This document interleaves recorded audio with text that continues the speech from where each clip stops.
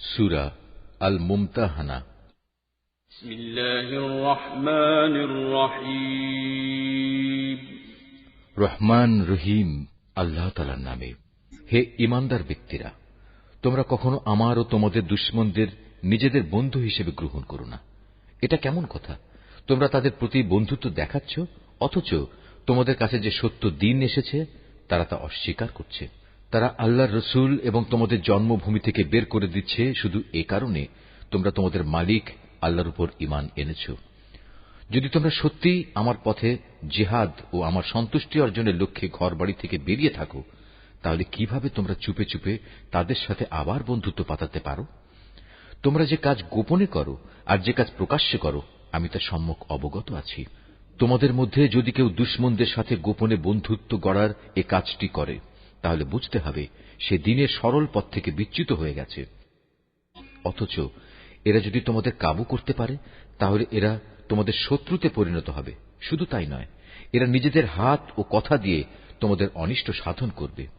আসলে এরা এটাই চায় যে তোমরাও তাদের মতো কাফের হয়ে যাও।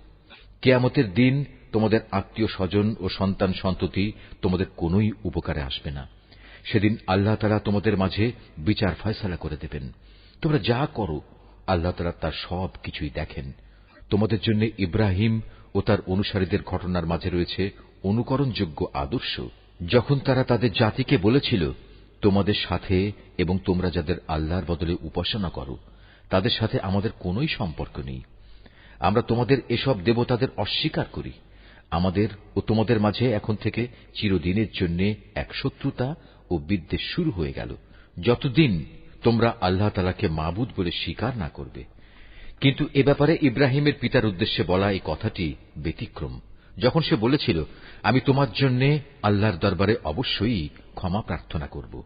অবশ্য আল্লাহর কাছ থেকে ক্ষমা আদায় করার আমার কোনোই এখতিয়ার নেই।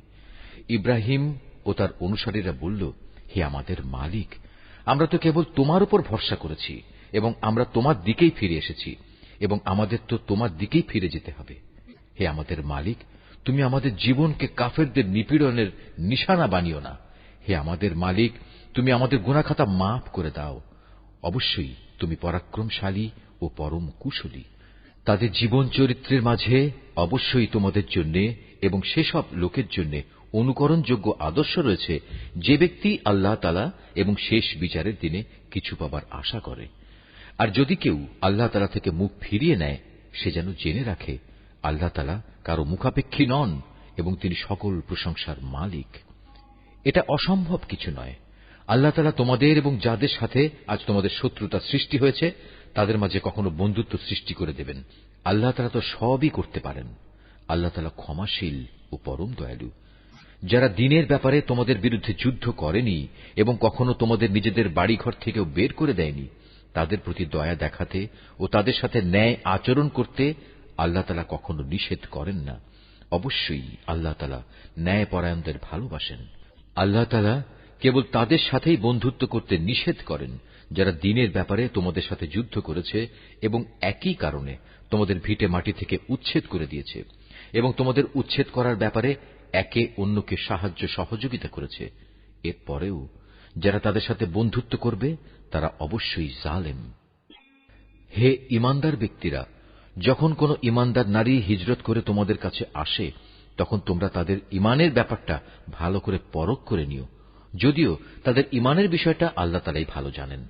অতঃপর একবার যদি তোমরা জানতে পারো তারা আসলেই ঈমানদার, তাহলে কোনো অবস্থায় তাদের তোমরা কাফেরদের কাছে ফেরত পাঠাবে না। কারণ যারা ঈমানদার নারী তারা তাদের কাফের স্বামীদের জন্য আর কোনো অবস্থায় হালাল নয়, এবং যারা কাফের তারাও তাদের ঈমানদার স্ত্রীদের জন্য হালাল নয়। তবে এমন হলে তোমরা তাদের আগের স্বামীদের দেয়া মোহরানার অংশ ফেরত দিয়ে দিও। অতঃপর তোমরা কেউ যদি তাদের বিয়ে করো, তাহলে এতে তোমাদের কোনো গুনাহ হবে না। অবশ্য তোমাদের এজন্য তাদের মোহর আদায় করে দিতে হবে। একইভাবে তোমরাও কাফের নারীদের সাথে দাম্পত্য সম্পর্ক বজায় রেখো না। এক্ষেত্রে তোমরা তাদের যে মোহর দিয়েছ তা তাদের থেকে চেয়ে নাও।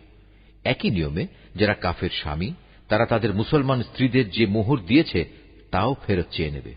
এটাই হচ্ছে আল্লাহর বিধান। এভাবেই তিনি তোমাদের মাঝে এ বিষয়টির ফয়সালা করে দিয়েছেন। আর আল্লাহ তাআলা মহাজ্ঞানী ও পরম কুশলী। তোমাদের স্ত্রীদের মধ্যে কেউ যদি তোমাদের হাতছাড়া হয়ে কাফেরদের কাছে চলে যায়, পরে যখন সুযোগ আসবে তখন যারা তাদের হাতছাড়া হয়ে গেছে তাদের তারা যে পরিমাণ মোহর দিয়েছে তোমরাও তার সমপরিমাণ মোহর আদায় করে দেবে। তোমরা সে আল্লাহ তাআলাকে ভয় করো যার উপর তোমরা ঈমান এনেছ। হে নবী, যখন কোন ঈমানদার নারী তোমার কাছে আসবে এবং এই বলে তোমার কাছে আনুগত্যের শপথ করবে, তারা আল্লাহর সাথে কাউকে শরীক করবে না, চুরি করবে না, ব্যভিচার করবে না, নিজেদের সন্তানদের হত্যা করবে না, নিজ হাত ও নিজ পায়ের মাঝখান সংক্রান্ত বিষয় তথা অন্যের ঔরসজাত সন্তানকে নিজের স্বামীর বলে দাবি করার মারাত্মক অভিযোগে অভিযুক্ত হয়ে আসবে না এবং কোন সৎ কাজে তোমার নাফরমানি করবে না।